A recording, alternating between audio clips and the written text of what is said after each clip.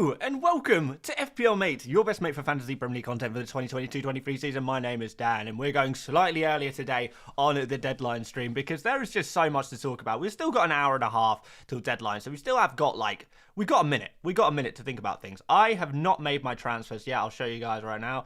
I've not made any changes, but I'm gonna have to. I'm thinking about taking a -4 this week. We're gonna be making some transfers at some point during this stream. I'm pretty convinced. I'm pretty certain about what I'm gonna do at this point. I'm pretty certain, and it's pretty much exactly what I said in yesterday's team selection video, which is gonna be Cancelo to Ake, although I'm thinking about going for a Kanji instead of Ake. It will be Foden to De Bruyne just to get that guaranteed minutes player for the double game week now and for the double game week in a couple of weeks' time as well. And Darwin Nunez will also be being removed. In my head, it was going to be Martial, but now I'm really thinking about going for Tony instead. We know Tony's been cleared to play now. He has also got a guaranteed start, which is really nice. And he's a player that we've been ignoring for way too long because we think, oh, is he going to get banned from, via the FA possibly? It's going to be a player that we might have to remove at some point anyway because Brentford are likely to have a blank game week in not so much time. They'll probably have a blank in game week 25, which is reasonably soon. So therefore, was it 25 or 24? Can't remember now. They've got a blank coming up anyway, assuming they progress. Well, it kind of depends on cup results, of course, but yeah, very likely that they're going to blank as well, alongside Newcastle at the same time. I should probably remind myself what game week that is. Maybe it's game week 24, actually, now I think about it. 24 or 25. Does anyone know in the chat when when's the League Cup final? That's what we need to know. What game week does that take place in? Because that'll be where the blank will be. It's likely to be Brentford and Newcastle, who are the big blanking teams there. So for that reason, I am kind of put off by Newcastle players a little bit. I'm put off by Brentford players even more. But I kind of feel like in the short term, maybe we could go for a nice Tony. He's got some good fixtures. Let me show you the fixtures for the Brentford guys. Over the next few, so Bournemouth at home, arguably the best fixtures. People saying game week 25 in the chat. Game week 25. There you go. Cheers, guys. Yeah, so Bournemouth at home there, Leeds away, Southampton at home. Bournemouth are in the worst form of any team in the Premier League at the moment, so that's going to be a good opportunity for some goals. Tony has obviously been playing very well, so I'm really thinking about it. I'm really thinking about going for Tony instead. His price has dropped a little bit recently, and I can afford to do it, so I'll kind of show you here, guys. These will be the 3 transfers out, and this is what I'm like. The first player I'm convinced by is De Bruyne. I know I really want De Bruyne. I know I do. Oh, we got a super chat from my sugar daddy himself, someone random, who says, I don't want to brag. Actually, I do. I got 91 points and went up 1 million places up. Wow. Anyway, I use wildcard. I hope it's not too early and it's not going to bite me in the rear. In my opinion, it's a little bit early for a wildcard, but obviously that's very team dependent. If anyone tells you that you should or you shouldn't use a wild card without seeing your team, they're just wrong. That's the only way you can be wrong, really, with an opinion like that. But yeah, I think in general, most teams that are close-ish to the template are probably not going to need a wild card. But hey, some people are going to be in different situations. And hey, you just got 91 points. So, it seems like you're in a pretty decent situation right now, someone random. And thank you very much for the super chat. I really do appreciate that one. Hey Dog says, when's the deadline? Deadline is at 6:30 p.m. UK time. So about 1 hour and 25 minutes time. So we are coming up close. But anyway, yes, as I was saying, the 3 players I want to remove are Cancelo, Foden, and Darwin. I just want to get rid of Cancelo and Foden. I'm fed up with the headache of them. I just want them to be gone from my team. They're too expensive to be wasted away on the bench. De Bruyne is definitely going to come in, and the other 2 places are kind of in contention. We've got a couple more super chats here. Assad says, I bought Stones, Kane, Garnacho for -8, but I'm going to have to deal with Stones and Nunez. My bench is Garnacho and Ream. What would you do? Oof. Oh, God, that's a difficult one. The thing is, Stones could technically still play in the second game. And he is a player I'd probably want to own longer term as well. So if you went with the early transfers and, it's difficult. No, early transfers, obviously, it was never a good idea, but I know some people wanted to make sure they got in ahead of price changes and stuff like that. So I do understand why people did it, but at the same time, I don't know. Is there a lesson to be taken away here? I hope there is. For those of you who made early transfers for the likes of Stones, and, you know, maybe some of you guys kept Darwin when you actually, maybe if you waited a couple more days. It's all the learning experience of FPL, I guess, and my ethos really this season has been to wait as long as possible to make transfers, which is why I haven't got a very good team value, but information is seemingly more valuable than team value this season, I would say. But anyway, what would you do? You're already on a -8. Would I take another -4? Probably not. I mean, you can play Garnacho, to be fair. I think that is an option. Is he going to... Has he even got more than 45 minutes in the Premier League yet? I can't remember if he has or not.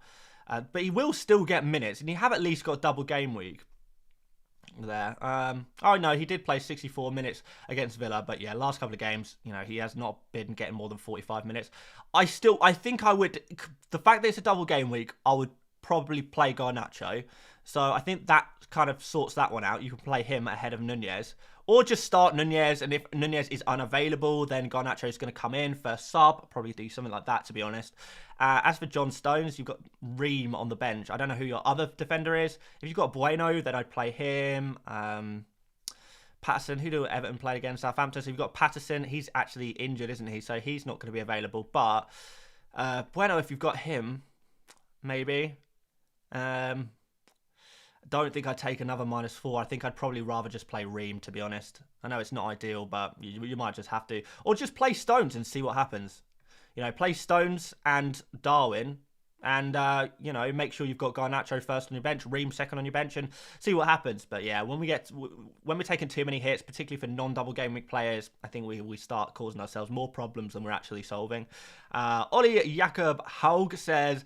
Oh, hang on. I can't find it. It's got up. Here it is. I'm sticking with Cancelo. Call me a mad lad.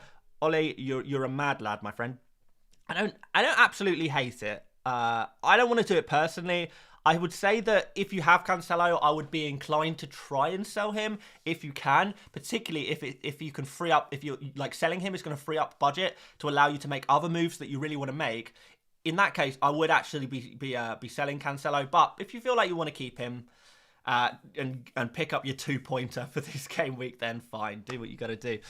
You're a little bit mad, I think, to keep him, but like some people are going to have bigger fish to fry, like more important issues to deal with in their squad, and if that's the case, then that's completely fair enough.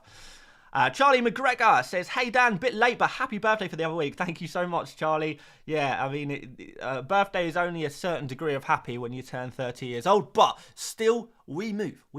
I'm still young at heart. I've still got my youthful spirit, but I appreciate the happy birthday messages.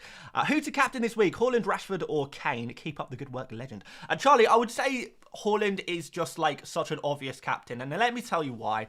Or let me tell you why in my personal opinion. Anyway, so Haaland, we've been twerking over all season. We've absolutely loved him. He's been like pretty much our guaranteed nailed on captain every single week. Nothing changes. Haaland is the captain. He is just such a good player. He's scoring so many points. He's playing with such a good team around him as well that he's just an absolute no-brainer captain every single week. Now, some people have kind of changed their mind this week because of recent things. You know, Rashford is in some good form. Harry Kane had a very good game week last week. But if that was not the case, Haaland, a player who you would captain on a single game week, pretty much every single week. I even captained Haaland last game week on a single game week. I know it didn't work out very well, but, you know, the mentality is there to keep captaining Haaland. And now he's got a double game week, and you don't want to captain him. And that doesn't quite add up to me. And I understand that our eyes and ears are turned by the likes of some high-scoring players. But that's form at the end of the day. We know Haaland does have that consistent quality, and we do know that he is going to continue to score FPL points. I mean, even since the break, yes, he didn't score against Chelsea, which was a little bit disappointing. But before that, 2 goals against Leeds, 1 goal against Everton. He's a very, very, very, very good player. I don't need to convince you of that. And therefore, he is still, to me, the most obvious captain decision. If you really want to be different for the sake of being different, I get it. You know, but it's one of those ones that could be a bit of a season ender for you. There's going to be a lot of people captaining Haaland this week. There's going to be a lot of people triple captaining Haaland this game week. And I know this is going to make no sense to some people, but for those of you guys who do understand how effective ownership works, we're going to be in a situation, I believe, where Haaland is actually going to be at over 200% effective ownership because so many people are going to triple captain him, meaning that even if you have Haaland in your team and you've captained him, you're probably still going to want him to do badly because so many people have triple captained him. If you've only regular captained him, he is still going to be scoring points against you, even in that situation. So he's going to be so high owned. He's going to be peaking in his effective ownership this week.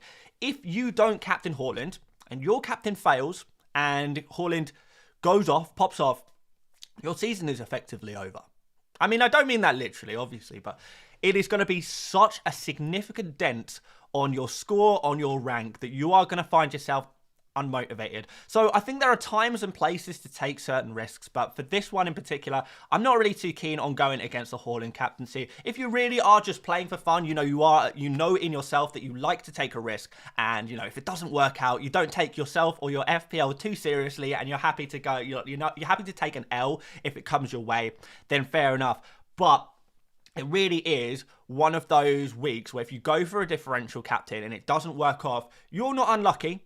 You have intentionally tried to do something different and you've been punished for it, knowing all of the information that you already know. So if you're happy to take a risk, if you're happy to take an L, fine. But is it a sensible thing to do? In my opinion, no. Even me, sitting at 1.1 million rank, my rank is steadily increasing with roughly half the rank since the break, which is absolutely amazing. I'm happy to just keep chipping away in that kind of sense rather than make these big moves. Now, if we get later on into the season, if we get to like game week 37, 38, and I still find myself outside the top 100k, I feel like I can make the difference by going for a big differential and taking a big risk, fine. But at this particular junction, we're only halfway through the season just now.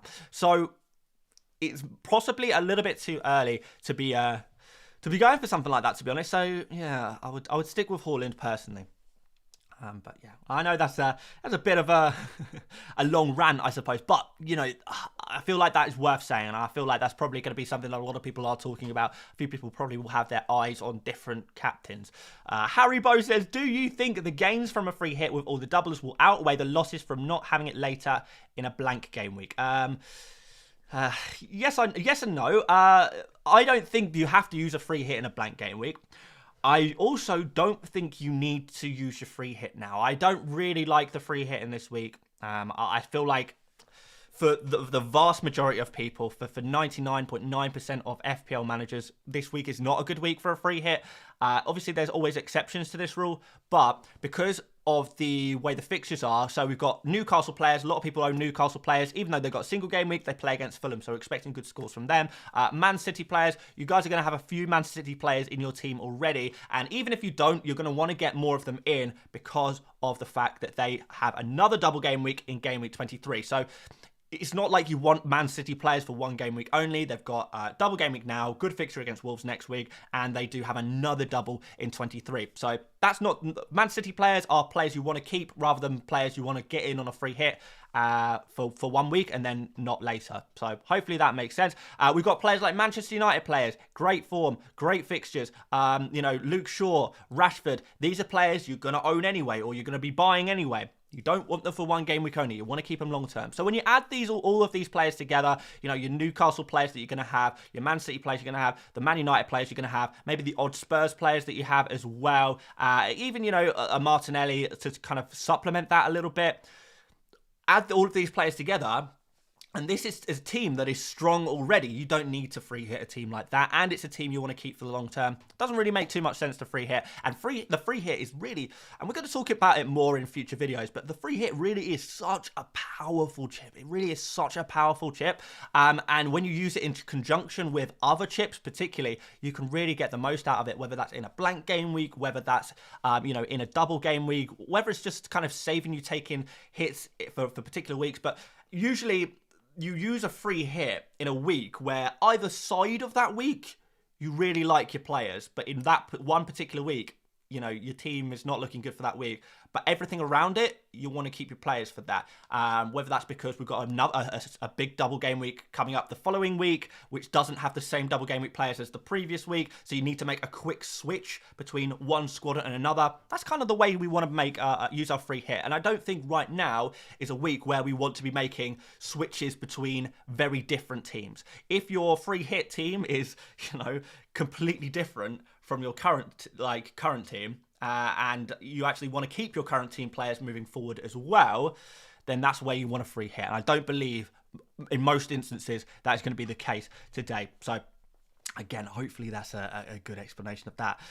Ewan says, Stones or Ake? Very easy for me to answer that one. So this is going to be a bit of a quicker answer, guys. So apologies for my long answers, but we'll do a quicker answer on this one. And my answer is Ake, just because Stones is injured. Stones has been ruled out of Gameweek 20's first fixture against Manchester United. Whether or not he's back for the second fixture against Spurs, I don't know for sure. I wouldn't be holding my breath over it, to be honest. There's only a few days between the fixtures, so there's a very good chance that Stones is kind of completely ruled out for this double game week, but there is a chance he plays in the second game, I suppose. So, but that makes it very easy. If you're going to choose one of Stones and Ake right now, you're going to choose Ake, because there's no point in bringing in a player who is not even going to be available, or certainly not available for the first game, and a risk of the second game as well. Ethan Fernandez, thank you very much for becoming a member of the channel once again. I know you were a member before. You like to hop in and out of the membership, my friend, and I'm glad to have you back just for a little while.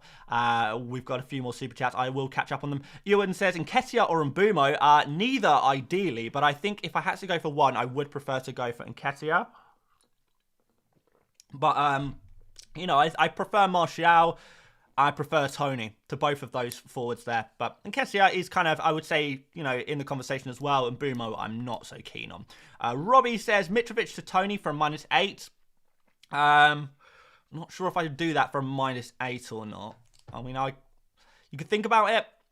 I don't know if it's worth taking the -4, because I know people say like, oh, is it worth doing this for a -8? But when we're talking about an individual transfer, if you're just saying like doing the stretch, you know, you've already taken a -4. Are you talking about taking an additional -4 to do this individual transfer? And you're looking at this -4 individually, which I think you should do, or do you have to take a -8 in order to make it work?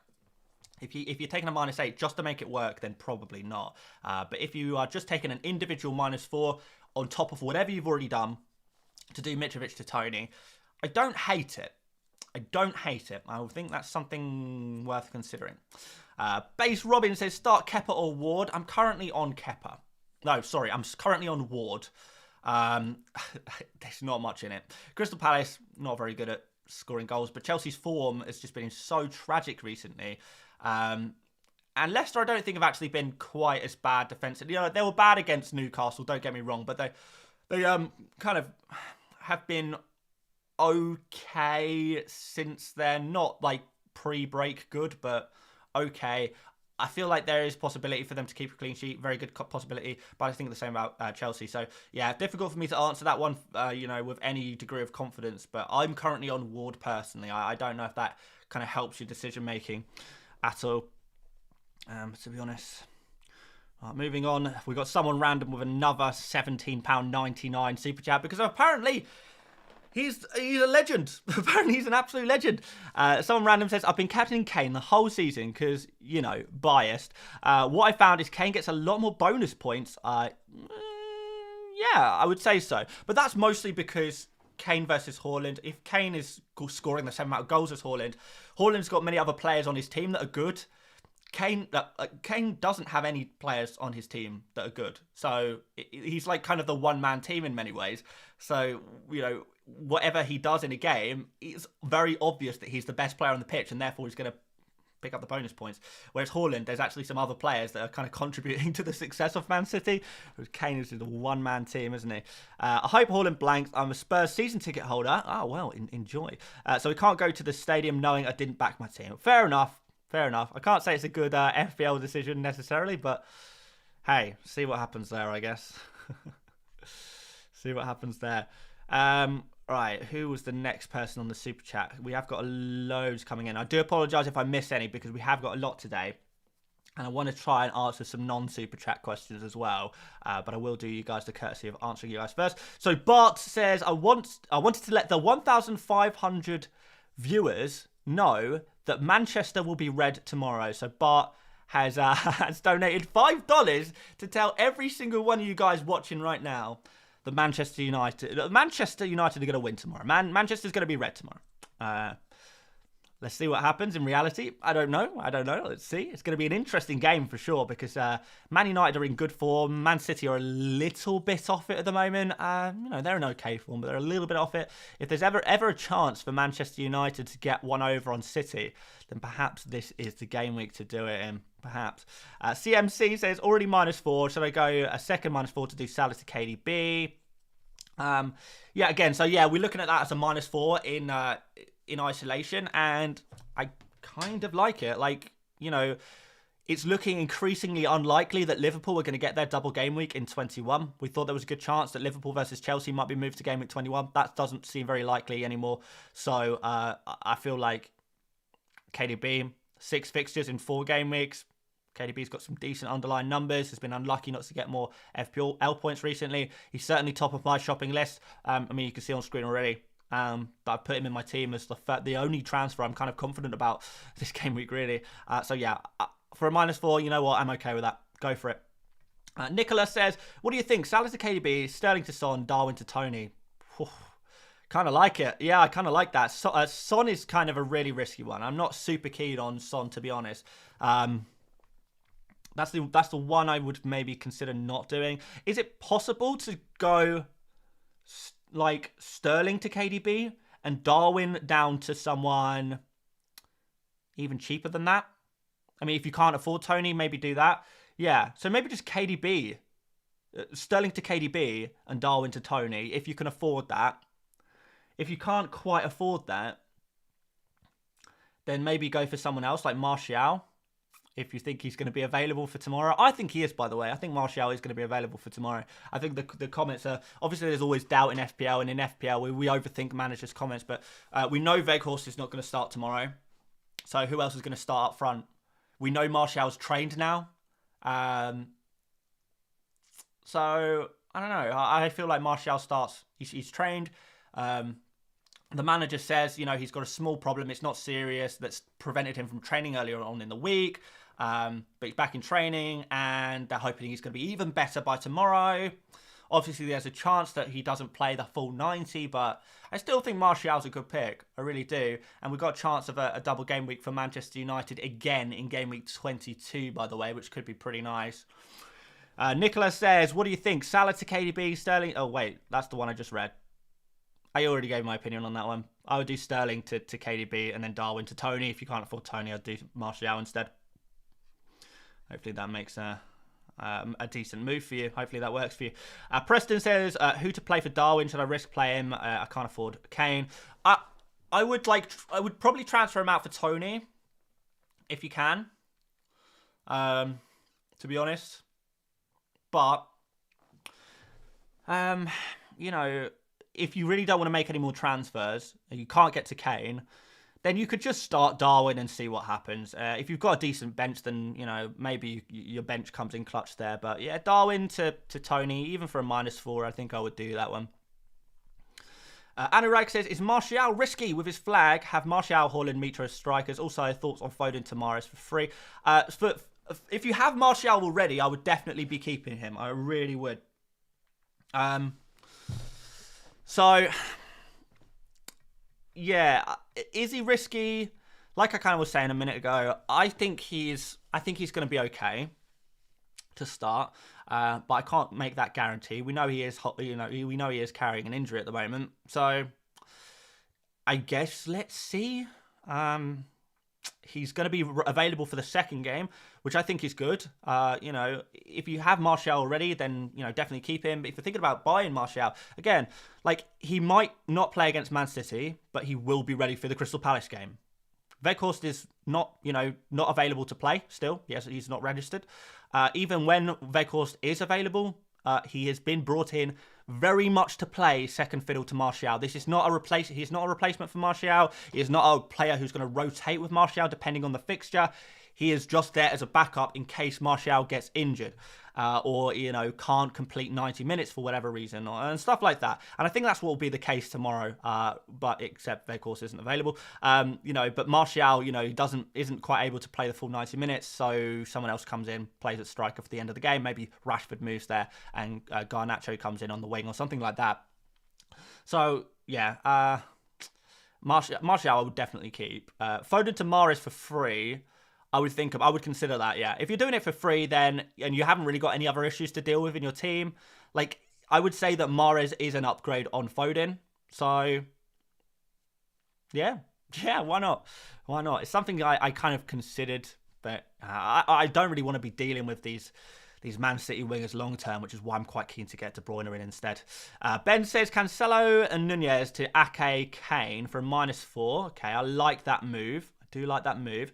Or Mount and Salah out for an extra -4 to Mahrez and KDB. Oh, do like that second one. I do like that second one. The thing is, like Cancelo and Nunez, like, they're not going to get minutes, are they? Whereas Mount and Salah, at least they're going to get minutes. So Cancelo and Nunez to Ake and Kane kind of seems like the one, even though the second one looks a bit more exciting. I actually think Salah could do fine this game week. Like, if you have the option to keep Salah and have KDB, if you can have both of them, I don't mind Salah. I don't mind Salah. You know, Brighton have been pretty weak defensively this season, so I think it's actually not bad. I think it's okay. Are we caught up with Superchats yet? I don't know if we are. We've got so many. We've got someone random again with another £7.99 Super Chat. Oh, I'm going to have a few beers tonight, I'll tell you that. But you say, yeah, I know it's not the best FPL decision, but I'm a Spurs fan before an FPL player. Absolutely fair enough. Absolutely fair enough. Also makes watching games more fun. Fair enough. Fair enough. I mean, if you get enjoyment out of it, then what else can we ask for from FPL, really? Adridge Potter says, Salah and Darwin to KDB and Martial/Wilson. If you could do Tony instead of those guys, I would do Tony instead of Martial and Wilson. But I still do like Martial as well. So, yeah, maybe Salah and Darwin to KDB and Martial or Tony, if you fancy it. But I like that in general. Scrolling down some more. Ross Wheeler says, best striker for 6.3 million. There's no such thing. There is no such thing. I mean, we can have a look at some stats. Let's have a look at some stats to try and find the best striker for that kind of price. But I can tell you now that we are going to be scraping the barrel a little bit at that kind of price. So, Che Adams, technically, if he could finish, this is the issue. We've got a Darwin Nunez situation here. 2.72 expected goals and only 1 goal scored, and that's consistent throughout Che Adams' career. He's just not a very clinical finisher. Let's have a look at the Southampton fixtures quickly. I can't remember if they're good from here. I know they were good. So Everton, Villa, Brentford, Wolves. It's not bad. It's pretty decent, but I don't trust him to actually make good on his chances. Who else have we got here? Moore, you're probably not going to go for him either, to be honest. And Mbumo, not super keen, if I'm honest. I guess it would have to be Mbumo. Like, if you have to choose a forward below 6.3 million, then Mbumo. But if you just go to 6.4, 6.5, 6.6, I think it's 6.6, you get the likes of Martial and Kessia. I don't know. Obviously, you have to pick a player for that price. But there you go. There you go. George says, is Mitrovic to Kane for a -4 worth it? Yeah. Yeah, I think that's not too bad. I quite like it. As long as the other player in the -4 is maybe improving your team as well, potentially. Could be pretty nice. Simon says, hi, Dan. Keep up the great content. Dilemma. I'm on a wild card and have Martial at the moment. Can afford Tony. Would you switch? No, I wouldn't. I would stick with Martial. Yeah, if you already have Martial, I would keep him. I do like Tony, but Martial, particularly if he's going to get another double game week very soon and Brentford are going to actually blank soon, then I would probably be sticking with my man, Martial. I say my man. He's not in my team. The closer we get to deadline, we're an hour in. I personally am closer to going for Tony than Martial. If I already had Martial, I'd be keeping him, but I don't. So, I mean, I guess we're going for Tony. Let's just leave that defender, that centre-back position to fill. I am going to pick a Man City defender. I'm kind of between Akanji, Ake, and even Laporte is entering my mind recently, which is annoying. I don't want Laporte to come involved as well, because then I've got an even harder decision to make, and I don't like difficult decisions. Don't know. Tancross says, would you rather have Salah or Kane, though? This week, probably Kane. Next week, probably Kane. I would rather have Kane, right? I would rather have Kane than Salah, let's be honest. But it doesn't mean that Salah is a bad player to have. Hello, by the way. Yeah, it's difficult. It's difficult.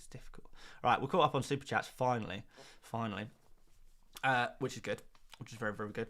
I need to choose my final Man City defender. Who will it be? It's not going to be Stones. I wish it was. I really want Stones. Oh, Kishan in the chat says best City defender to get. If I knew the answer to that one, I would be getting them. Ake is the one I've been leaning towards constantly.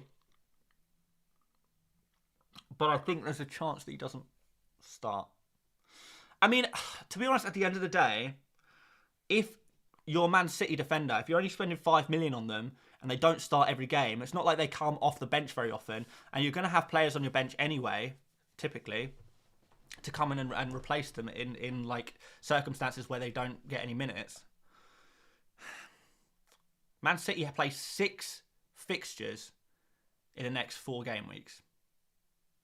That's a lot. You don't need all of them. For a 5 million defender, you don't need him to play all of them. You just need to play, I don't know, 4 of them you'd be happy with, I think.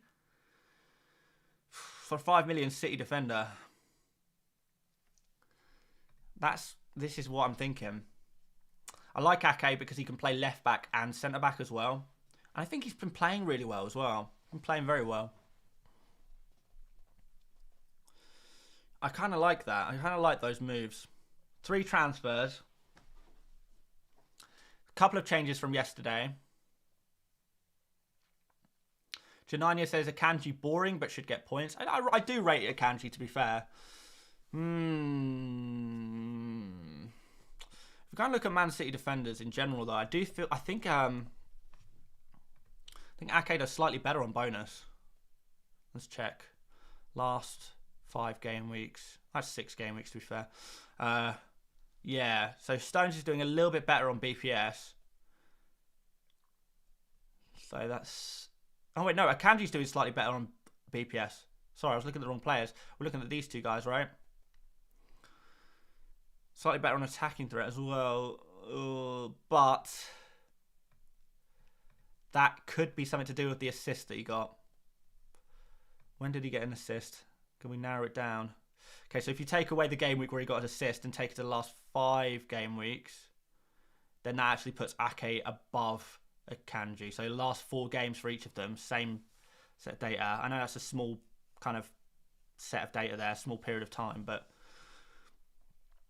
that does increase Ake a little bit on the bonus points. Still slightly higher on expected points as well.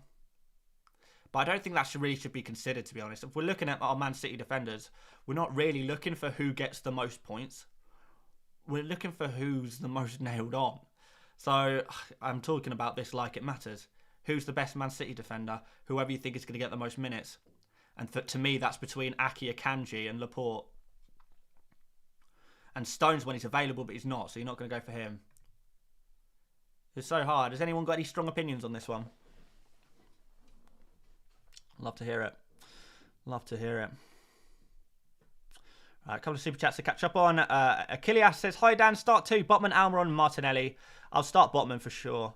I would probably start Almiron ahead of Martinelli as well. Martinelli's numbers have dropped off a little bit. Let's have a look at the points predictions, to be fair. Let's see who's predicted to score more points this week out of those 2 guys. If we go to midfielders, I would start Botman. Because Newcastle's defence is elite. So, okay, we've got Almiron here. 5.5 predicted points according to the algorithm. And I'm guessing Martinelli's going to be a little bit lower. Yeah, 4.7. So, yeah, kind of a reasonably clear winner there. Almiron is your guy. Almiron is your guy. With Botman. So, go for the Newcastle players. It's a good fixture. Ben Story says, do you think City will keep any clean sheets? I don't think they will. So, any City defender scores 4 points versus Cancelo's 2 1-pointers is a -4, might hold Cancelo. Yeah, that is the one reason why I think it could be okay to keep Cancelo. But for a lot of people, Cancelo's one, he's a player you don't want to hold him long term anyway. So he is a player you can sell. But more importantly, if selling him facilitates other moves, like for me, downgrading Cancelo to Ake Yes, I take a -4, but I also free up 2.2 million's worth of budget. That's a lot of money. That's a lot of wonga. And by freeing up that budget, allows me to get the likes of De Bruyne and Tony into my team, then it's not such a bad thing. But yeah, you're right. There's every chance that Man City don't keep a clean sheet. But we're not just talking about this game week. You know, when you're taking your -4, you're not just thinking about this game week. You've got to think about next game week as well. Against Wolves, next up, again, Cancelo probably not going to start. In which case, it's a, you know, you could make it, you know, make it back up to you in that week. And if you're taking a -4 for a player who gets two pointers, 4 points total, compared to Cancelo, maybe you think he's going to get 2 points total, then you're still only really taking a -2 in the one game week. But you know, I don't want people to fall into the trap of thinking that if you're removing Cancelo, particularly for a hit, that you're only doing it for 1 week. If it facilitates other moves and allows you to correct your team for the longer term, which it would be doing, because Cancelo is not a player we want to be owning for long terms, for a longer period of time at the moment. He's just not worth. Even if he was to start every game, he still wouldn't be worth it, just because he's getting no attacking returns at the moment. Not even making any attacking actions. And he's not going to start every game. Even if he does start every game, he's still going to miss some. So he's an easy sell. Whether you do that now or later is kind of up to you. We are going to have to get rid of him eventually, I think. The longer you hold, the more pain you go through. Sasakiara says, who to bench from Saka, Martinelli and Mitrovic? I'll probably bench Martinelli of those three. Although the one thing I should say is that there is some minor doubts about Saka, whether he's actually going to be available for this game week. I think Saka is going to be, playing. But I wouldn't be 100% sure he starts against Spurs, because there is a minor injury doubt there. So just something to consider. But I would say that Saka is a better pick than Martinelli right now. And I would probably play Mitrovic as well. I would still play him, because he's Mitrovic. He's a very good player. Very, very good player. Official Blue Drop says, hey Dan, Cancelo's Ake and Darwin to Kane for -8 after I did Mount to Mahrez. Don't hate it. I don't hate it. In fact, I kind of like it. Blue Drop, I would do that move. Yeah, go for it. Go for it, mate. Absolutely go for it. Assad says, Kepa/Ward, triple captain, Haaland, or wait till week 23, but with UCL. I'm waiting. My triple captain, I'm waiting until game of 23. Maybe we should speak about that a little bit at some point during the stream. But yeah, I'm going to be waiting until game week 23 before playing the wild card. In terms of Kepa versus Ward, I'm also on Ward currently. So if you want to just take from what I'm doing, I'm going for Ward over Kepa, and I'm going to wait on the triple captain as well. Alex, thank you very much for this £2 super sticker. I'm not sure if you meant to put a message in there or not, but I will keep an eye out for a message to see if you put in anything in the chat. Aaron says, Ake/Akanji for no hit, or Perisic and Mahrez for a -4. Who are you taking out for Mahrez? That's the question. Are you making a significant upgrade on someone? You know, are you removing Mason Mount or someone you don't think is going to score very well? If so, then take the -4. If you're actually removing someone like Almiron or someone like that, maybe like there's some like midfielders who could score okay. Like if you're taking out Zaha, I wouldn't do it. If you're taking out a Man United midfielder, I wouldn't do it. If you're taking out Foden, I probably wouldn't do it.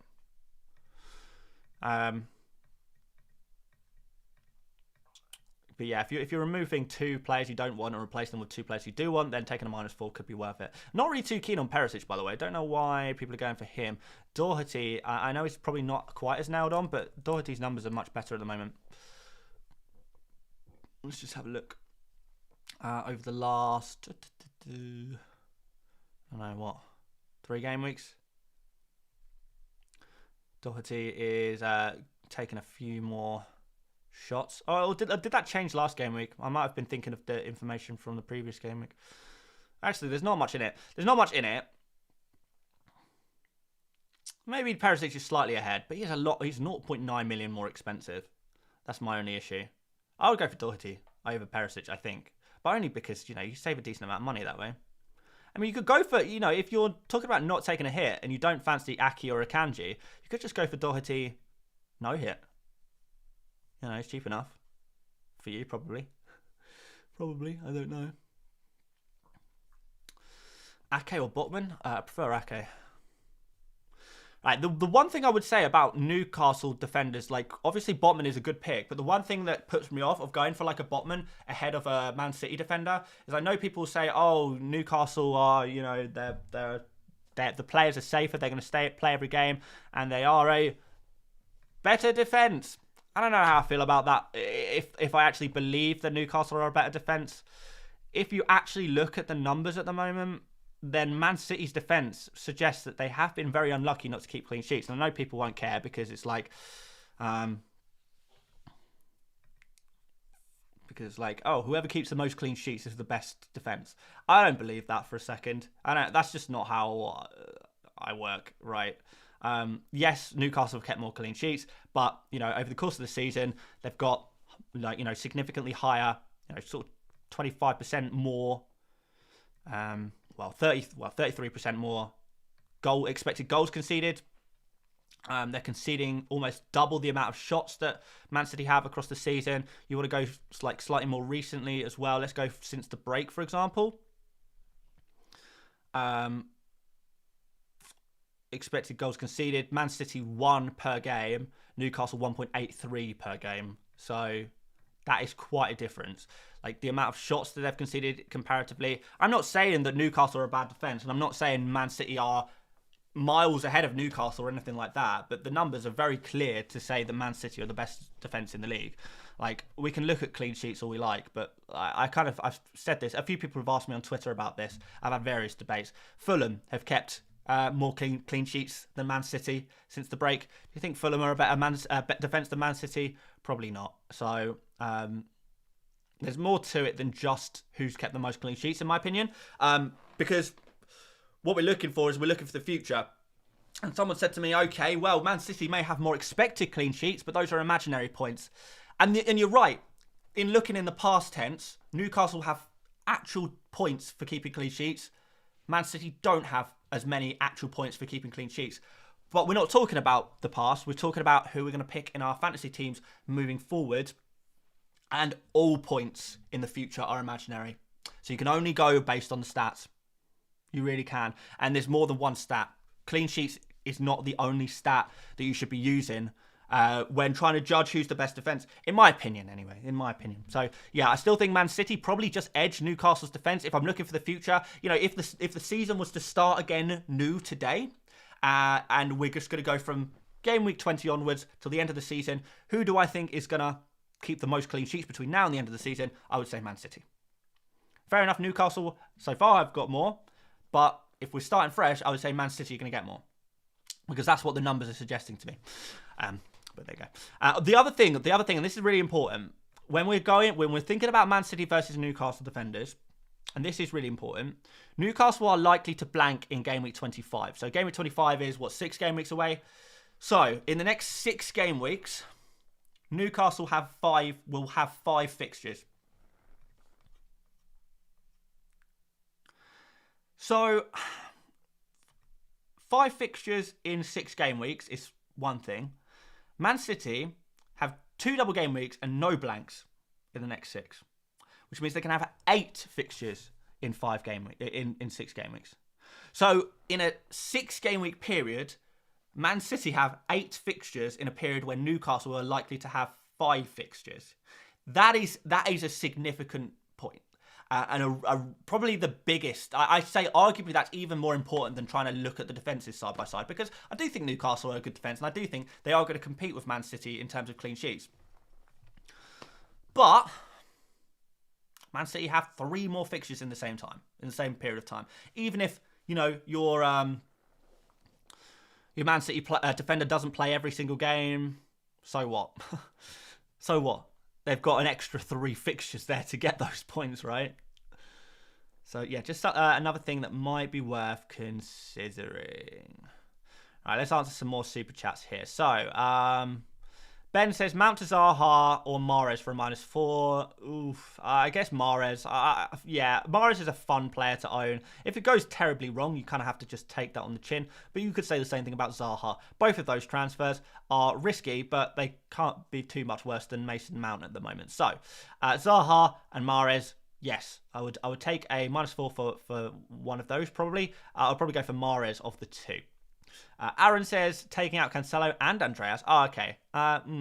Maybe you're putting a bit too much money on your bench then, to be fair. Not sure. Rune says just made the KDB to Salah move. Wait, what? Wait, you mean? Do you mean the Salah to KDB move? Rune, I hope you haven't done KDB to Salah. Maybe you'll let me know in the chat. Yeah, I don't really like KDB to Salah. I like Salah to KDB. But anyways, feels like a good move, and to actually make money as a bonus. Let's see, Rune. Let's see. You've put in you've just put another super chat in. Says made it -4, but can say sub next week. Kepa Trippier, can so sure. Blah, blah, blah, blah, blah. But yeah, it looks like you actually brought in KDB. Good.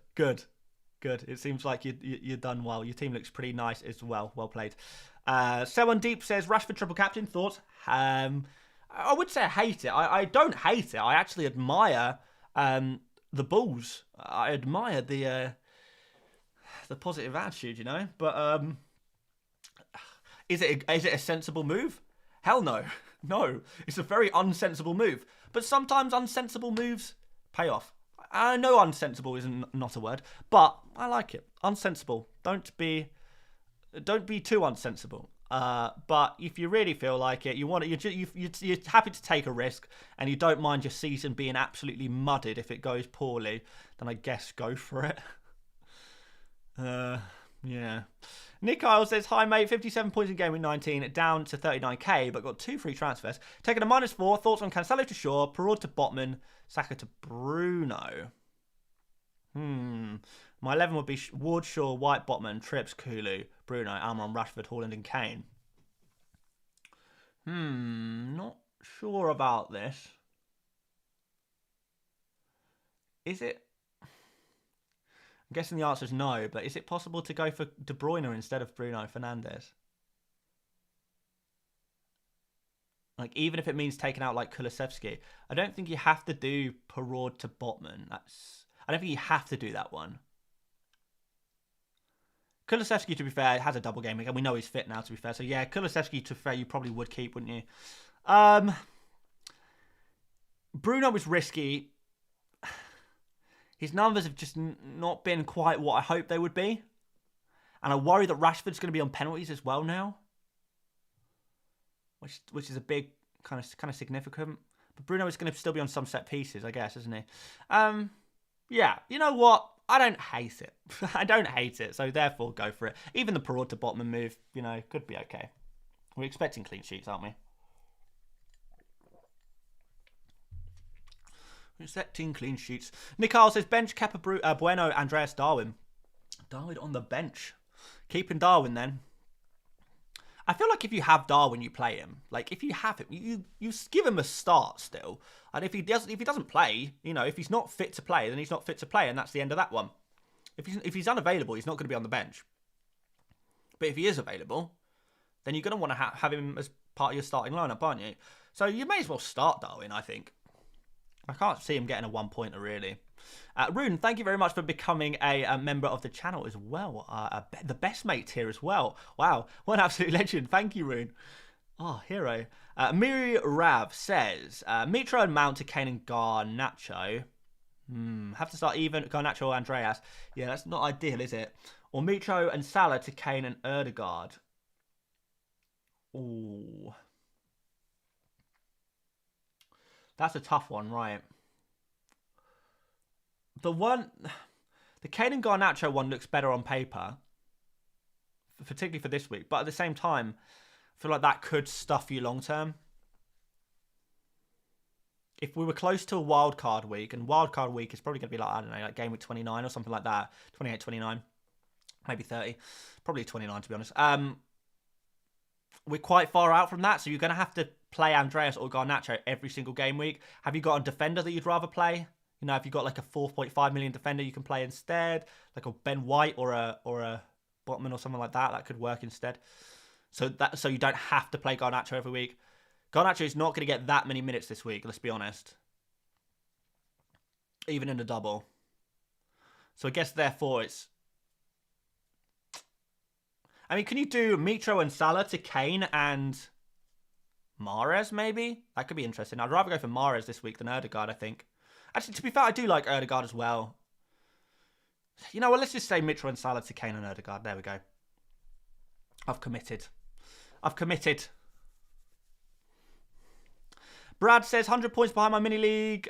Thinking Mahrez over KDB is a differential. Yeah, interesting. Nunes to Kane for -4. Yeah, like it. And maybe Robbo to Ake for -8. Not sure I would do Robbo to Ake.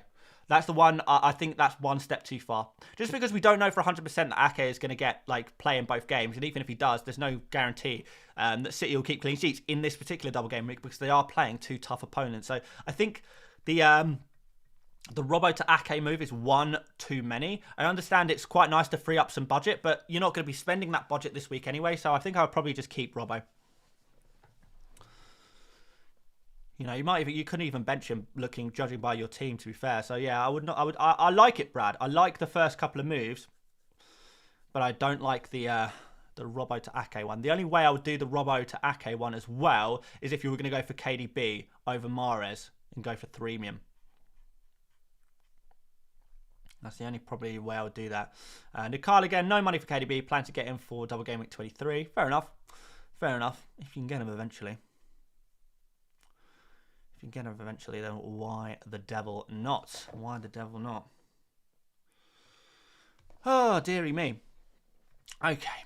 All right. Am I on Ake? I feel like I am on Ake. I think I'm an Ake kind of guy. Paradox says, anyone else joining me on the free hit? I hope there's not too many of you. News on Stones. Stones is unavailable for the Manchester United game, and I wouldn't be too convinced by him playing in the Spurs game either. So Stones is definitely not a player to buy at this point, because it's kind of set in stone there. Is it good gamble on Ivan Toney and transfer out Mitrovic? Yeah, I prefer Ivan Toney to Mitrovic. Yeah. What happened to Stones? He got injured. Yeah. That's pretty much it. You know, Stones has had some injury problems in the past, so it's not totally surprising. But yeah, he's injured. Reese says, keep Mitrovic or sell for -4 for Toney or Martial. I would think about selling him for Toney. Even for a -4, yeah. Connor says, any thoughts on triple captain Haaland? Yes. I have some thoughts on triple captain Haaland. Should we talk about that one now? We've only got just over half an hour to deadline. Let's discuss the triple captainship. First of all, if you're going to use your triple captain, use it on Haaland. I mean, highest scoring player in the game, playing for the best team in the league, probably the best player in the league. I think everyone's probably going to agree with all of those things. It is so obvious that Haaland is the ultimate captain, and if he's the ultimate captain, he's also the ultimate triple captain. If you want to go differential, fine. But don't seek approval from me because you're not going to get it. At the end of the day, if you get a triple captain, you get, 15 points from your triple captain, and you pick Rashford and he gets 15 points. You're absolutely buzzing. Triple captain Rashford got 15 points. If Haaland gets 16 points, then you're still taking an L. Doesn't matter if your differential got a load of points. All of the effective ownership loss that you've had on Haaland by not captaining him, by not triple captaining him, has worked against you even more and then some, and you are still in the mud. So it makes no sense. Is there really any player that you actually think has got a better chance of scoring points than Haaland? Has got a better chance of scoring more points than Haaland?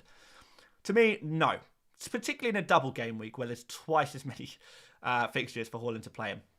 So yeah, that's my first thought on the triple captain, is the player on Haaland. I'm not going to advocate for playing him on anyone else. If you want to do that, that's on you. But you are taking a huge risk, huge risk. And if it doesn't work out for you, you just have to take it out. You can't say you're unlucky. You can't say, oh, this game is not fair. It's totally fair. You decided very intentionally to do something crazy. If it pays off, it's probably not going to pay off by much anyway, because even if you think whoever else you're triple captaining is going to score a few more points than Haaland, you've taken an enormous risk for the sake of a few points. That's assuming that your player outscores Haaland.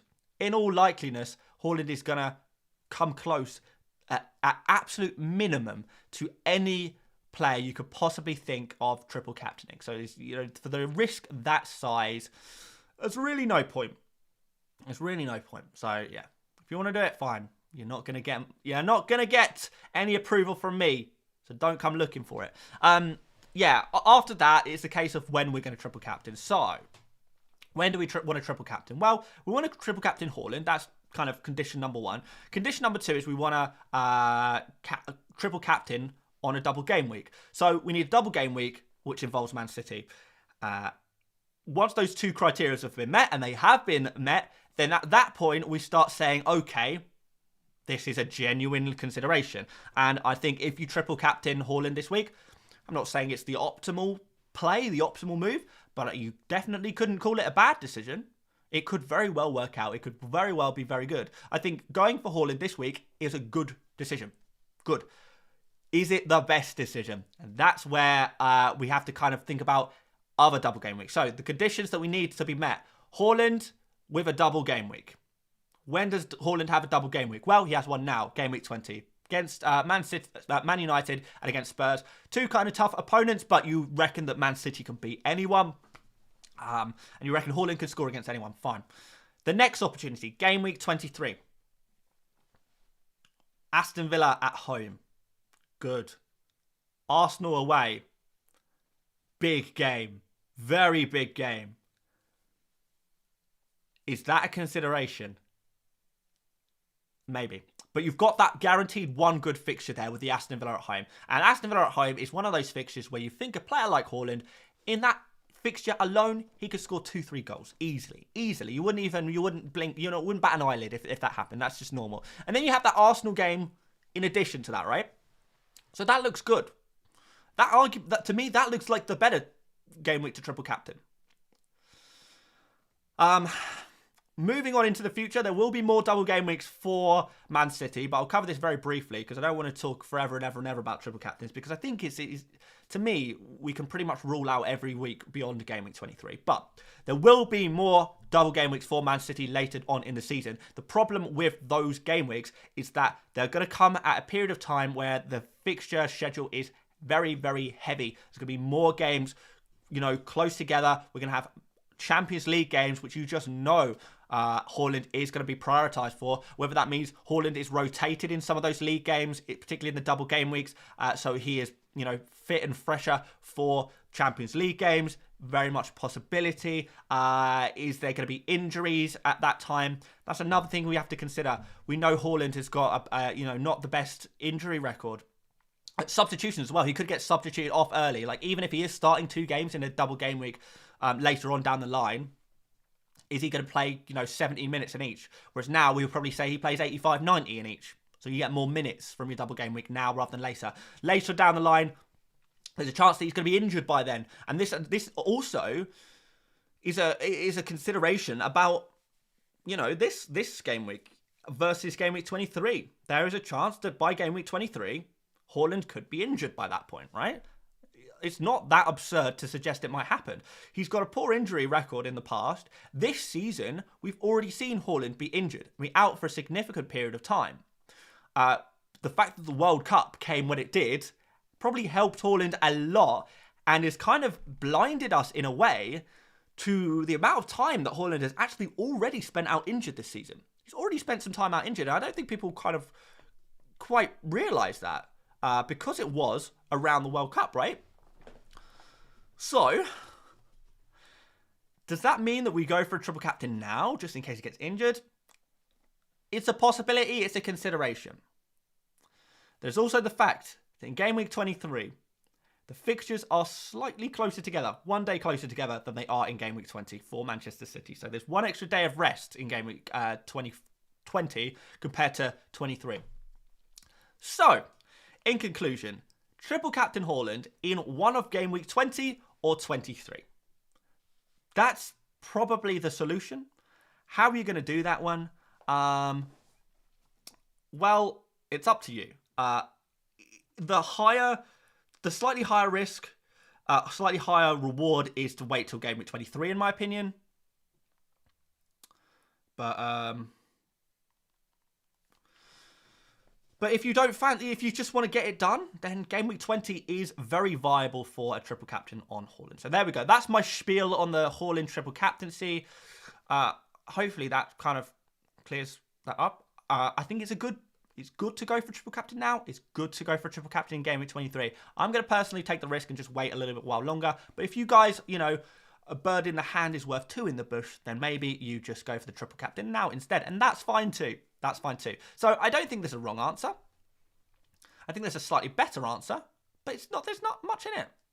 I prefer 23. Some other people are going to prefer 20. But the biggest message that I could probably, you know, that you should probably take away from all of this is that it doesn't matter that much. The triple captain chip is by far the least powerful chip in FPL. Like, most of the time, most years, like, it's been pretty poor. Not really gained many points for a lot of people. I don't know what the average amount of points people get on the triple gain from a triple captain chip is. Probably around 10 points. If you gain 10 points or more by using your triple captain, then you're probably happy with that. If your triple captain scores 10 points or more, you're happy with that, right? You're pretty happy. In terms of bench boosts and free hits, these chips can gain you 20, 30 points if used correctly. So, yeah, the triple captain chip is pretty weak. Now is a good week, 23 is a good week. Pick one of them, and at the end of the day, it's probably not going to make that much of a difference which one you choose. Really? I'm going to wait till 23. But you want to go for 20? Hell yeah, go for it. Go for it. Because it doesn't matter that much. Anyway, let's answer some super chats because I know I've missed a few. Let's find them first of all, because that was a very long answer. Matt says, I can only get Walker to also get Kane. Thoughts? Don't like it, really. Wait, how much is Walker? 4.8. I would probably rather go for Rico Lewis than Walker. Genuinely. Yeah. Not saying Walker won't start, but yeah, I prefer Rico Lewis. Paul Downey says, already on a -8, is it worth a -12 to get rid of Stones, or just keep him hoping plays in the second game? I would just keep him, Paul, to be honest. I think I'll just keep him. Because he's a good player to own longer term as well. It's not like he's like a player you're never going to want again. It's not like a Cancelo or a Reece James who are going to be out for so long or, you know, benched so frequently that actually they are a detriment on your team and they cost so much that they're just ruining your whole team. It's not like those kind of players, is it? Stones is out for the first game, possibly out for the second game. If he's back for the Wolves game in Game Week 21, then you've got yourself a fantastic player for them. So, I don't know. If you're thinking about a little longer term, I would probably just keep Stones. Just roll with it. See what you got on your bench. Ross says, Eze or Elise? Cheers, Dan. Who's got the better numbers? I mean, Zaha's got better numbers than both of them. I know people have been trying to convince me all week that Eze and Elise are better picks than Zaha. They're just wrong. Like, you can see through the numbers here very, very clearly that, you mean, pick a stat, any stat. Big chances. Zaha's getting 0.4 per game. Eze and Elise are getting none. XG, Zaha 0.31, Eze 0.12, Elise 0.07. Yeah, it does put Eze slightly ahead of Elise, I guess. Zaha is also playing more minutes. Zaha's also on penalties, of course. Even expected assists, all three of them are equal. So it's not even like Eze and Elise are being more creative than Zaha at the moment. So just overall, like, Zaha is clearly better than any other Crystal Palace midfielder. And I know everyone hates Zaha in FPL. In the FPL world, Zaha is probably the most hated man. But hate all you like. Haters back off, because Zaha is the best Man City, Crystal Palace midfielder. End of discussion. But if you can't afford Zaha for whatever reason, then Eze comes in at second. He's only 5.6 million, to be fair, so pretty cheap. Yeah, you could go for Eze instead. I don't love the double game week anyway, but I guess poor form of Chelsea. Yeah, Eze, Ross, is your answer. Eze. What else have we got here in Super Chat? Isaac says, I'm stuck between Ake and Ben Mee. Because of the fixtures of Brentford, what should I do? I don't have Shaw either. This means my... Just do... No, don't... If you don't have Shaw, then don't you definitely don't get Ben Mee. Don't worry about the rotation of Ake. Just go for Luke Shaw. If you don't have Luke Shaw, Isaac, you got to get him. Come on, man. You don't need me to tell you that. You don't need me to tell you that. If you need to get two, then I will still go for Ake over Ben Mee, because Ben Mee is in the same situation as what I was talking about Man City versus Newcastle defenders earlier. The difference is Brentford are a much worse defence than Newcastle. So, that shouldn't even be considered, really. I would definitely go for a Newcastle defender over Brentford defender. But yeah, Brentford are going to play 5 fixtures over the next 6 game weeks. Probably. And Man City are going to play 8 fixtures over the next 6 game weeks. So, easy decision to go for Ake over Ben Mee. But an even easier decision to go for Luke Shaw over Ake. Surely. Got to get Luke Shaw. Anand says Martinelli / Odegaard to Barnes. Oh, I would definitely not be selling Odegaard. I wouldn't... Wait, why are we even talking about Barnes? No. You want a free hit? Free hit really does bring out the worst in people. The crazy in people, should I say. No, don't go for any of those players. You want a double game week and you want to go for Barnes. Just go for a Zaha or an Eze or an Elise or someone with a double game week. If you're on a free hit, at least make it worth your while by avoiding players like Harvey Barnes. Would you buy Harvey Barnes on a normal game week? No. I can't believe he's even being considered here. Where does he even rank among midfielders on stats? Probably not very high. If we go for... I don't know, predicted points over the double game week. Barnes is 4.4 predicted points for game week 20. Which means he's all the way down here. So here's a list of players who are better than Barnes for this game week only, because you're free hit, 1 game week only. Gakpo, Martinelli, Højbjerg, Gray, Bailey, Bernardo, Foden, Decore, Odegaard, Schlupp, Buendia, Casemiro, Almiron, Ayew, Eze, Grealish, Elise, Salah, Ericsson, Rodri, Anthony, Gundogan, Zaha, Fernandes, Rashford, Son, Mahrez, and De Bruyne. So pick one of those players rather than Barnes. Oh, dearie me. Dearie me. Harvey Barnes. Can't believe it. Rory says, Walker to Shaw or Ake from -4. Definitely Shaw. Rory, you haven't got Shaw, you need to get him. He's your guy. He is your guy. Irma says, Salah to KDB -4. Yeah, I like it. James to Ake from -4. Yeah, I like it. Yeah, particularly if you haven't really got anything on your bench to cover for James, or you're not really convinced by playing one of your players and you do need to find that player to play, then yeah, I like it. But once again, if you don't have Shaw, maybe surprisingly more people don't have Shaw. Yeah, Shaw is probably a priority. Someone asked for the clean sheet odds. Let's have a look at Ward versus Kepa predicted points. So Ward is on 3.6 predicted points this week. Who's Kepa on? Oh, there he is. 4. So, maybe the fact that he's home impacts that, because I know these predictions give heavy weighting to home versus away, more weighting than I would perhaps give them.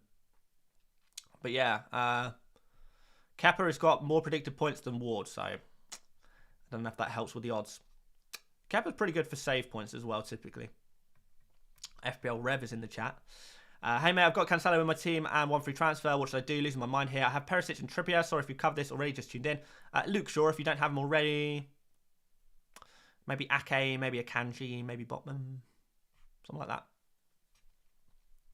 Rune says, I'm happy to pay for YouTube's best FPL channel. Yes, Rune. Yes, Rune. You're a legend, mate. You're a legend. What website is this? This is the Fantasy Football Hub.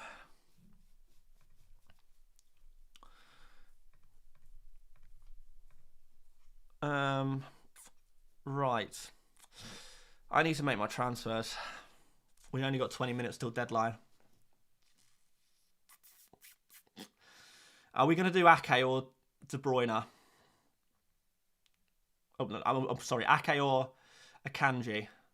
I think I'm going to go for Ake. I'm not happy about this. Do I go for Martial instead of Tony? That's still an option, isn't it? I mean, I could go for Botman. I'll tell you what we'll do. We'll have a mystery moment. We'll do a big reveal at deadline. I think that sounds like fun. I think. Right, so let me just.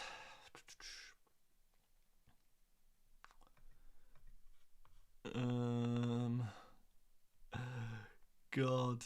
Right, take the -4. I'm not going to go any further than that. That looks pretty nice. That's a lot. That is a lot of doublers. That's a lot of doubly, boys.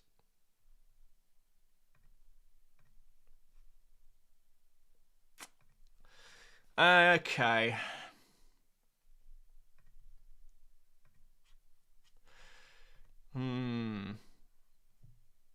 All right.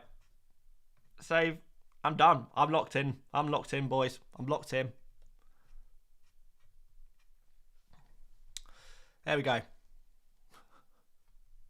All right. Where were we? Oh, yeah. We were looking at the predicted points of some players, weren't we? All right. FPL Veteran, thank you very much for becoming a member of the channel. Appreciate it. We've got a super chat here from Brad as well. Is Mahrez over KDB crazy when chasing 100 points? I mean, I wouldn't be thinking about going differential at this point. I think we're still too early for differential season. I think just pick the players you think are going to score more points. If you think Mahrez is going to score more points than De Bruyne, then that's your answer. I think we're a little bit early for just going different for the sake of going different. Oh, I can see in the chat the show team gang is not too pleased. Alan says, mystery? Come on, man. You are 1.1 million. Yeah, true. I must be an awful FPL manager, so therefore, why are you here? It's a mystery because, one, it adds entertainment value, and two, I know there's an issue out there, and not all FPL YouTubers, well, most, I kind of got a little bit of a thing that we were kind of all trying to do together, and it's the idea of trying to not give our exact teams out, leave a little bit of mystery, because there has been a problem, and I've had even friends of mine have had this problem where they're entering mini leagues and people are just copying move for move of FPL content creators, which kind of, I don't know, it just doesn't seem fun to me.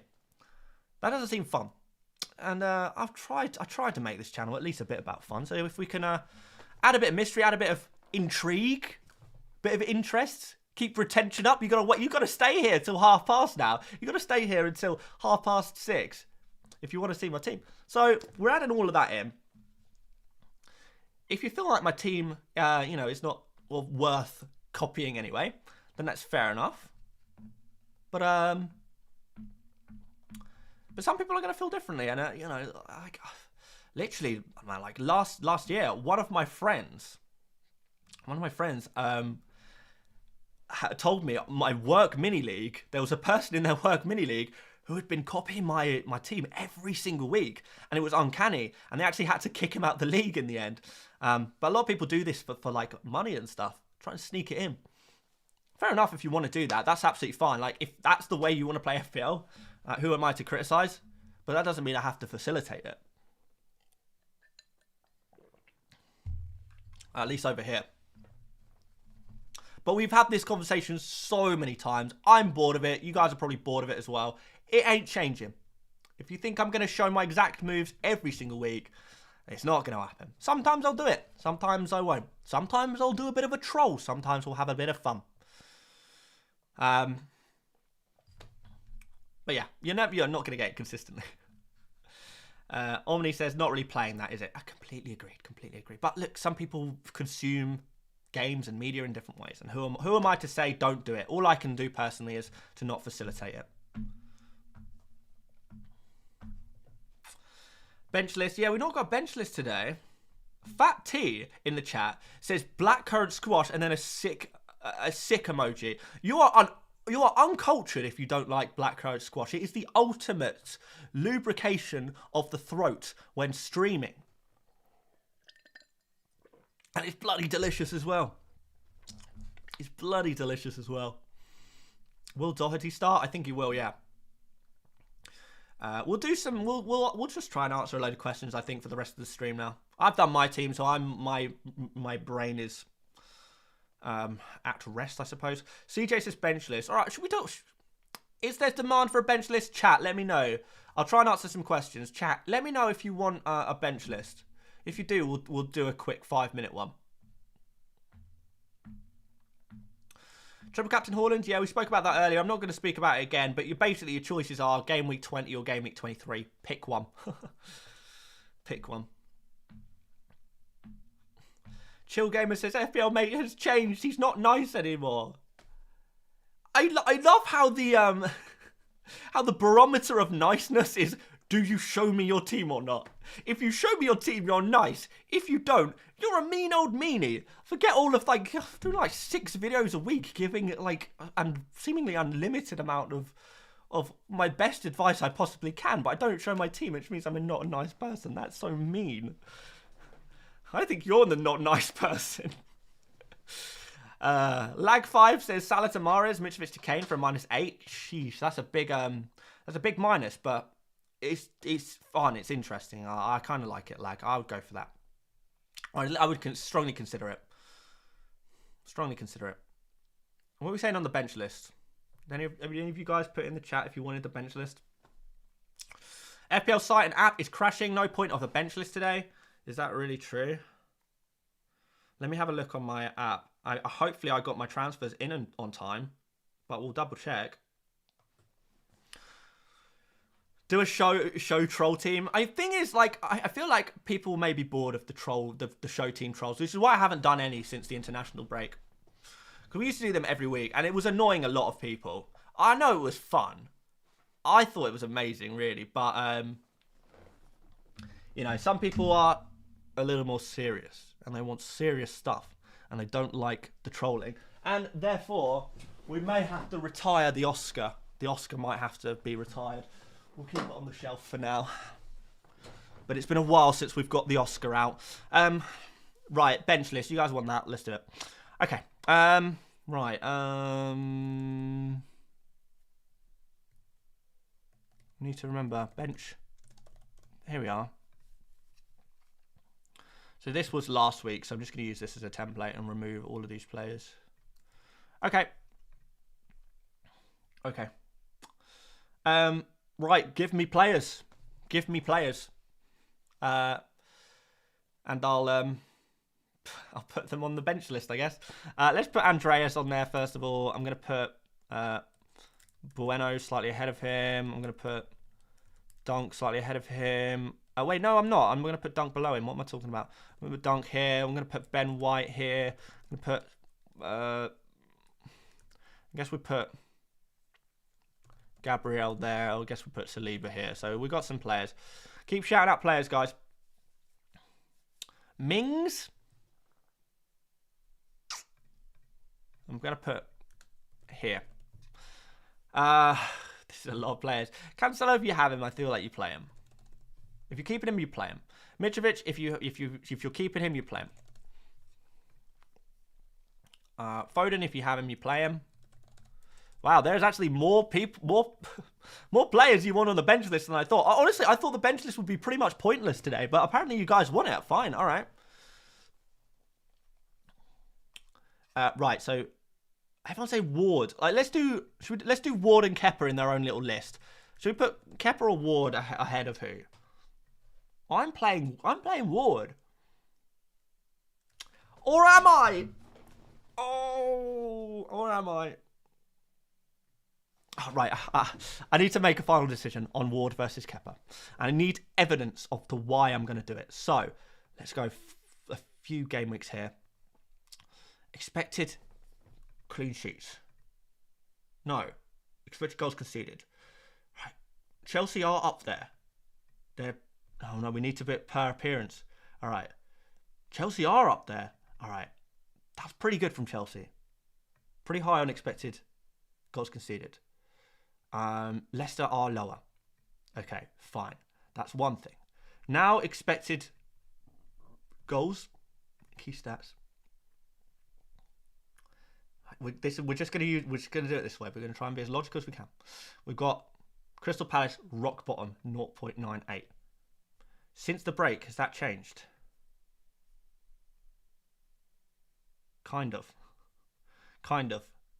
They're about the same. Expected clean sheets. Sorry, guys, I'm getting distracted here. It's the final decision, and I need to make sure I can justify it. I don't care if I get it wrong, as long as I have some logic in place. Some clear logic, because honestly, I thought before I was thinking, the decision's so close, I'm going to go on gut, and gut says Ward. But I'm not happy with that. As we get to the deadline, I'm not happy with that anymore. So over the last 3, Chelsea have actually not been that bad defensively. Oh, right. Okay. The numbers suggest Kepa. And I get to say Arrizabalaga. So, there you go. Kepa and Ward, they're in their own little section on the bench list. Let's keep adding players to the bench list. So, who else do we have? Ferguson against Liverpool and Mitoma as well. I would back the attackers, I think.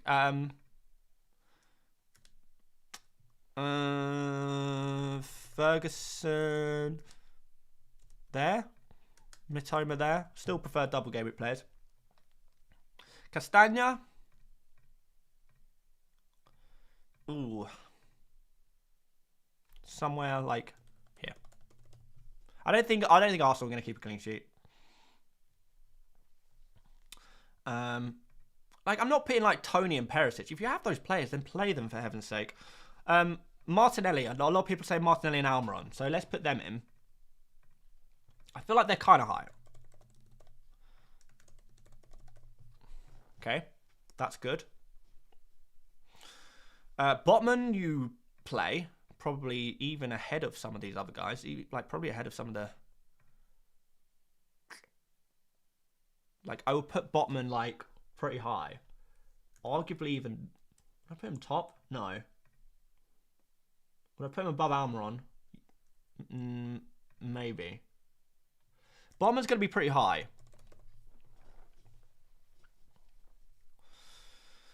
Okay. Ødegaard, I like Ødegaard a lot more than I like Martinelli for this particular fixture. So much so, I would put him just behind Foden. There you go. Ødegaard's there. Stones, I feel like you do start Stones, but not ahead of Botman. Actually, we'll put him a little bit lower. I would still start Stones. Like, I'm not saying he's going to play, but I would still start him. How do I do an emoji? I've forgotten how to do an emoji. I need to do oh, we haven't got enough time for emojis. All right, okay. Let's just put like a question mark next to him. Walker. Yeah, I play. If you have him, you start him. Yeah. If you have him, you start him. Cucurella, I don't like Cucurella that much, to be honest. But I would start him ahead of some of these guys. Probably like here. Like, I don't even know if he's going to start. He's kind of been out of form, right? Martial and Ketia, yeah, you play both of them. Martial, you play ahead of pretty much everyone here.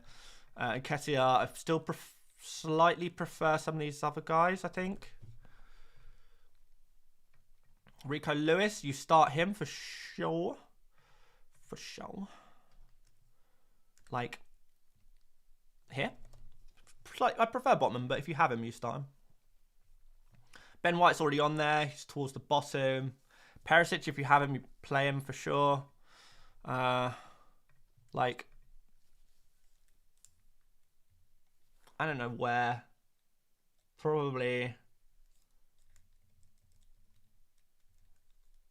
like here for Perisic. Ake, well, I'm not going to put Ake on there. If you have Ake, you play him. Tony, same situation. Some players don't deserve to go on the bench list. They're too good for the bench list. I'm not gonna diminish them. Luke Shaw, like, he's not going on the bench list. You play him. It's not even a conversation. Saka. I still prefer Ake. Sorry, I still prefer Erdegaard to Saka, but I do prefer Saka to Martinelli. I'm not 100% sure on Saka's fitness. That's the only issue there. I'm going to put Saka there. Callum Wilson. Yeah, I like Callum Wilson. I like him. I like him a lot, in fact. I'm going to put him all the way up there. Zaha. Yeah, I'm going to put him. If you have him, you definitely play him. Nunez. If you've got Nunez, I feel like you do still start him ahead of probably most players. When would I start thinking about not starting him? Probably around here. So Darwin would go in there, I would say. But, you know, if he doesn't play, you know, you're going to get a sub to come in for them anyway, right? Mason Mount would be pretty low. Maybe like here. I'm not putting Ake or Akanji in. Play them. Mahrez, I'm not putting him in. If you guys you're only just buying Akanji and Ake, you probably bought him in within the last few days, and you're still thinking about benching them. You're crazy. Play them. They don't go on the bench list. The players that go on the bench list are the players that people are considering benching. If you're considering benching these great players that you only just brought in, then you're crazy. You're crazy. Tony's not going on there. I'm sorry. Kepa or Ward? I've put Kepa ahead of Ward. Have I put... Let me just double check that my team is selected correctly, because people were saying earlier the site is kind of a bit crashy. It can be a bit crashy at times. We need to reveal my team as well at some point. Where is it?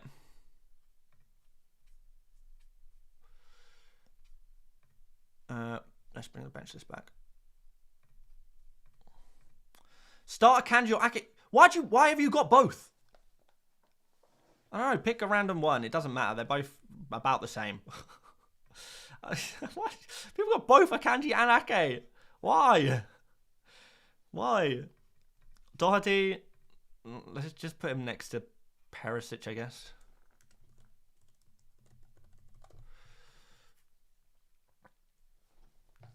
Benzema. I'm as likely to put Benzema on this list as I am Tony. Felix. Felix, if you have him, you start him. I mean, what's the worst that can happen? We are officially putting Felix top of the bench list. There you go, Joshua. Nunez is already on there. I've written him down as Darwin though. Do you want me to put Nunez in there as clarification?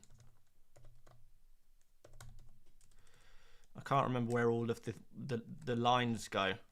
Is it that? Maybe. Kulusevski? Oh, you definitely play Kulusevski. You play him like probably above Zaha, to be honest.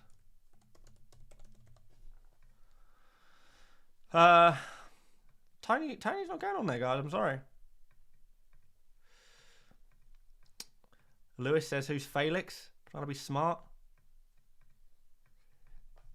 You know that not all names are pronounced the way an English person would pronounce it. Do you say Thierry Henry as well? It's spelt like Henry. It must be pronounced like Henry as well. They're all English, aren't they? Who in England will speak my... Come to my country, you'll speak my language. Right, well, I mean, deadline is passed. We had some fun with the bench list. At the last minute there. And hopefully that bench list was able to help a little bit for those last minute kind of benching decisions. But we're locked in, guys. The deadline is passed. We're in. We are in. We're good to go, which means I can show you my team. Show team gang, where you at? Where are you at? Oh, you're here. Oh, the show team gang are here in their droves. Things you love to see. All right. This is what I ended up on. No triple captain. I did exactly what I said I was going to do. I didn't even try and, like, I don't know, I didn't even try and say I was going to do something slightly different. It's exactly what I said I was going to do. I've brought in Tony for Darwin. I've brought in De Bruyne for Foden. I've brought in Ake for Cancelo. No, no surprises. No surprises. Is Ake going to start tomorrow? Who knows? Who cares at this point? Who cares? But there we go. Yeah, that's what I've got. That's what I've gone for. That's what I've gone for my team. Ahmed in the chat says, who misses the old FPL mate? What does that mean? What does that mean? Ahmed, please tell me. What is the old FPL mate? Oh, tell me what that means. Simon says you will not be growing your viewers much with this behaviour. What behaviour? What behaviour? Tell me. What is the old FPL mate? What's the new behaviour? Views are up like 50% in 2022 compared to 2021. So, I mean, it's like, I can't be doing anything that wrong. Views are up. I'm not it's good. It's fine. I mean, the rank is a bit shocking. I mean, that's probably a big difference, isn't it? Yash says, I think Ahmed means he misses your long hair. That's it. That's it. You've nailed it. You've nailed it. All right. Okay. So we have got to the bottom of this. The old there's a few people said the same thing. The old FPL mate reveals his team before deadline. So you don't want the old FPL mate. You just want my team. You're not here. You don't like my old personality. You don't feel like I've changed as a person. I've grown into a horrible person or anything like that. You just want to see my team. You shouldn't be making me laugh, guys. I've still got a bit of a cough. That sums it up, doesn't it? That sums up such a big this sums up such a big part of the FPL community. People don't miss the old person. They just miss a person who shows their team. Like, come on, guys, what is this? What is this? Oh, I'm annoying this season. Yeah, I'm annoying. I'm arrogant. I'm nasty. I'm vindictive. Because I don't show my FPL team before the deadline. I couldn't care less, honestly. Like,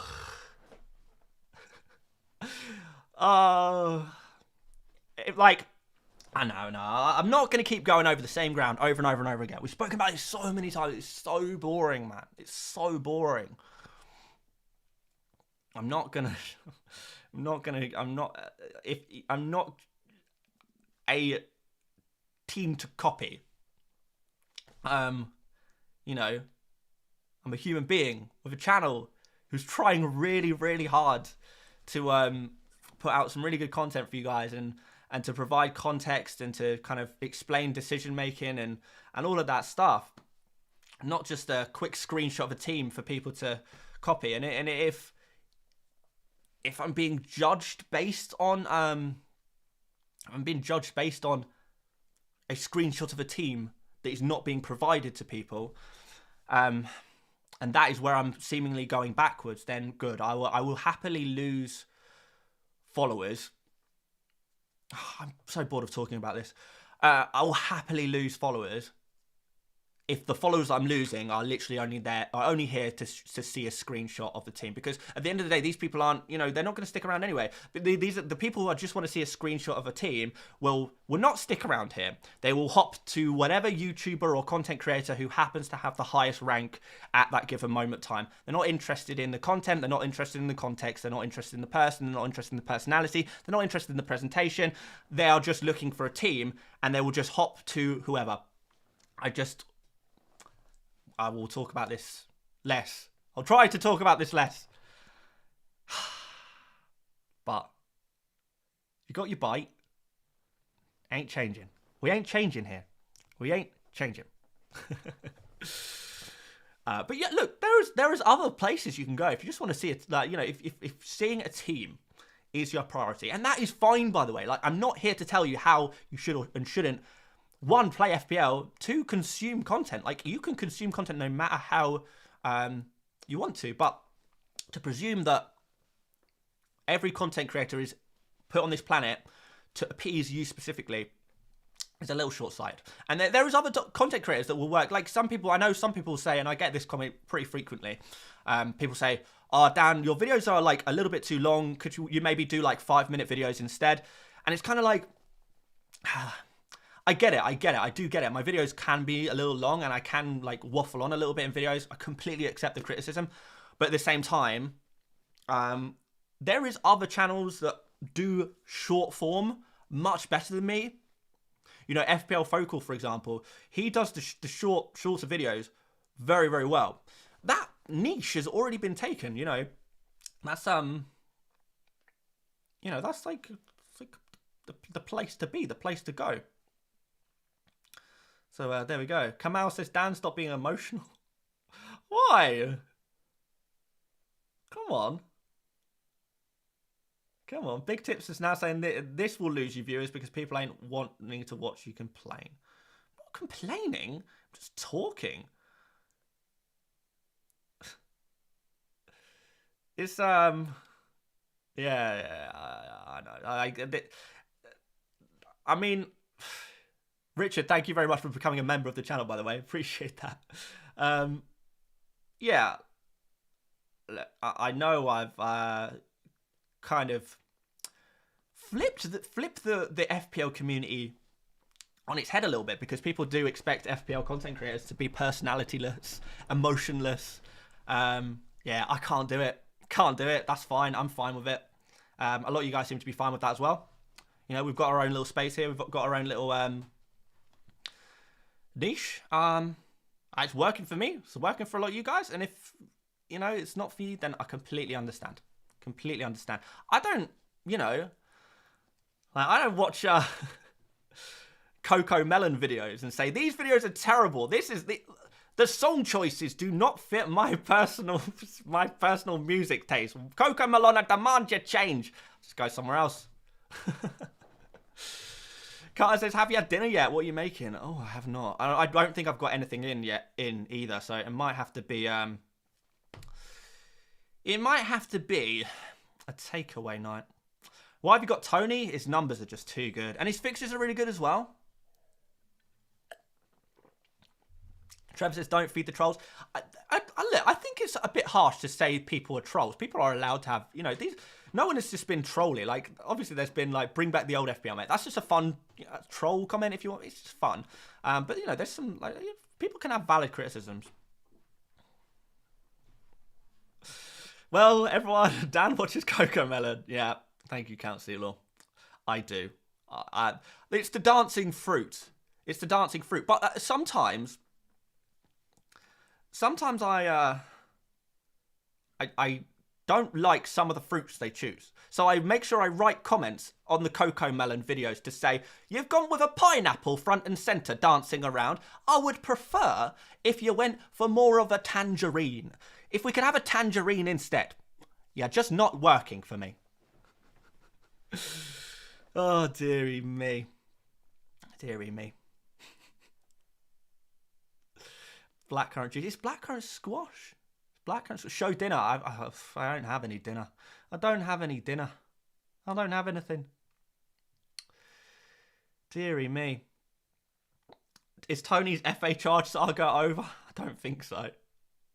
But look, we can just wait and wait forever. How long do we wait until, you know, for how long do we ignore a good FPL asset? If Tony does eventually get banned, then to be honest, I'm not looking at keeping him long term anyway. I don't know.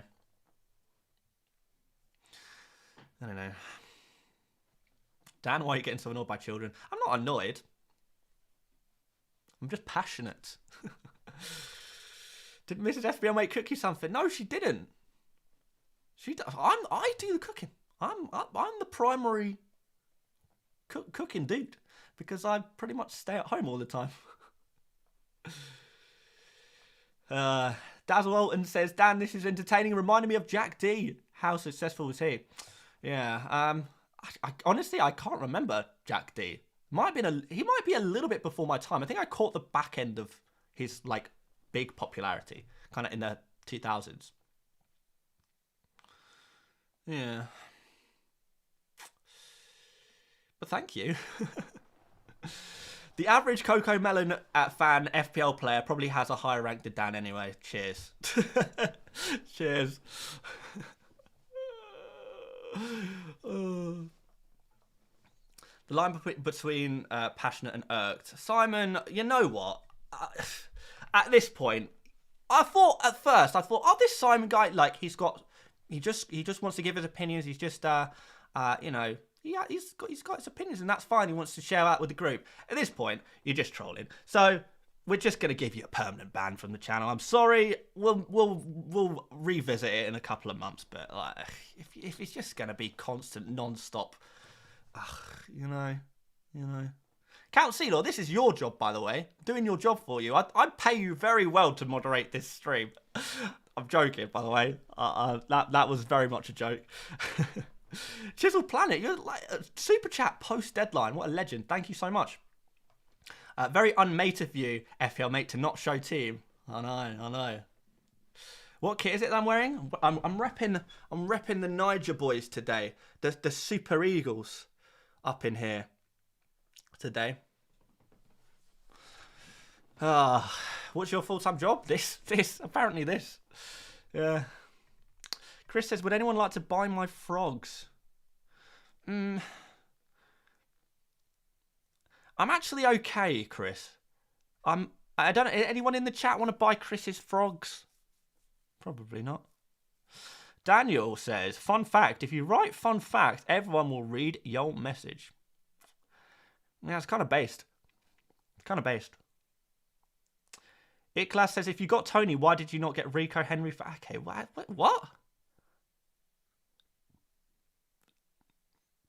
Why? That doesn't make sense. That doesn't make sense. Niger for life, bro. That's it for me.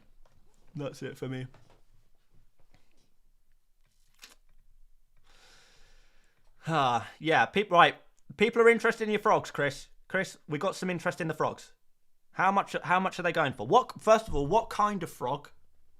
Number 2, how much per frog? Chris, if you can let us know. We've got a lot of interest in the frogs. Why am I still here? I need to go. Yeah, Dazzle. Just as I was thinking that, you've put the message in the chat. Lol, he's still around somewhere. It's Friday. Get a beer, curry, and Sodom. You're so right, man. You're so right, my friend. You're so right. Ruskin says, can being a successful FPL creator on YouTube pay the bills, Dan? I hope to get into that in the future. Yeah, certainly, man. Yeah, it certainly does. And that's all mostly thanks to you guys, you know. You guys watching the videos and with the super chats and stuff. Yeah, you guys are legends and you make it possible. Chisel Planet says, you're doing a great job, mate. Don't listen to Neg. Nah, it's fine. Honestly, I used to get bothered by this kind of stuff, but I really don't anymore, because at a certain point, you just got to accept that it comes with the job description. You know, if you want to put yourself out there and make videos, or, you know, if you want to be a professional footballer and you're getting criticism and stuff like that, or you want to be a singer and people are criticizing your singing voice, anything kind of, you know, public facing. Well, not public facing necessarily, but, you know, in the public eye, maybe, I don't know. It is literally, it's literally part of the job description that you are going to have to kind of deal with. Some criticism, valid, invalid, bit of both. Some, you know, trolls, idiots, people who are just trying to, you know, rattle you. But it's fine, you know. I wouldn't change it for the world. I really wouldn't change it for the world. Yeah, because I get paid a healthy living to do something I absolutely love and adore. So I had no right to complain. Absolutely no right to complain or let it bother me. Doesn't mean we can't talk about it, though. Don't go, I've just joined the live. No, I've got to go. Cubone wants to talk about Coco Melon. I don't want to talk about Coco Melon. I was just making a joke. No, I'm gonna go now. Curry and a beer sounds very nice. My brother's coming over in, like, I think an hour as well. So what I will say to you guys is that if anyone is looking to buy a frog, speak to Chris. Aside from that, like the video before you disappear, maybe, or don't. I don't care. Do what you want. You guys are good enough to me already. I don't need anything else from you. I would ask you to subscribe, though. No, just kidding. Good luck this game week. I hope you do really, really well. As long as you don't do better than me, I wish you all of the points in the world. Aside from that, guys, thank you so much for watching. I'll catch up with you guys on Monday. Probably do a couple. We'll do a tier list video on Monday. We'll try and do a strategy stream on Monday as well. I really want to do a strategy stream as well. So that we'll do that on Monday. But over the next couple of days, I'll catch you guys on Twitter, catch you guys on Instagram, maybe chat to a few of you guys over there as the football is going on. But aside from that, I've said that so many times now. Thank you so much for watching. This is the longest outro in the world, and I will see you later, mates. Bye-bye.